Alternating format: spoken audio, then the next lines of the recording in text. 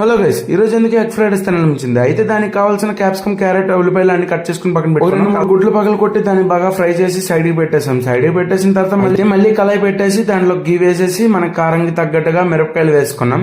మిరపకాయలు వేసుకున్న తర్వాత కొద్దిగా ఇంగు వేసేసి ముందుగా కట్ చేసుకున్నాం క్యారెట్, ఉల్లిపాయలు అయితే వేసుకున్న తర్వాత దాన్ని బాగా కలపాలి. ఒక్కొక్కసారి మనం కలుపుతున్నప్పుడు ప్రొఫెషనల్ షెఫ్ లా ఫీల్ అయితే దానికి కొద్ది సాల్ట్ యాడ్ చేసుకుని ముందుగా ఉడకపెట్టుకున్న రైస్ వేసుకున్న తర్వాత రైస్ ని బాగా కలిపేసి పైన మసాలా కొద్దిగా సోయా సాస్ వేసుకున్న తర్వాత దాన్ని బాగా ఫ్రై చేయాలి. ఫ్రై చేసిన తర్వాత ఉప్పు కారం సరిపోయిందో లేదా అని కొద్దిగా టేస్ట్ చేశాను. టేస్ట్ మాత్రం సూపర్ గా వచ్చింది. బ్యాచులర్స్ చేసుకోవడానికి పర్ఫెక్ట్ మెథడ్. మొత్తానికి ఫ్రైడ్ రైస్ అయితే ఫినిష్ అయిపోయింది. పైన చాప్ చేసుకున్న కొత్తిమీర వేసుకుని కొద్ది చెఫ్ లా స్టిల్స్ ఇచ్చాం. అయితే ఫ్రైడ్ రైస్ కి మంచి combination fish fry. Fish fry మనకి ఎలాగో చేయడం రాదు కాబట్టి మా మమ్మీ చేతిలో పెట్టేసింది. మమ్మీ చేస్తుంటే మంచి స్మెల్ ప్లేట్ లో సర్వ్ అయితే చేసుకున్నాం. చేసుకున్న తర్వాత ఫ్రైడ్ రైస్ ని ఆ ఫిష్ ని కలుపుకుని తింటుంటే బట్టలు చింపేసుకోవాలి. Good combination. చూస్తున్న ప్రతి ఒక్కరైతే ఒక లైక్ అండ్ సబ్స్క్రైబ్.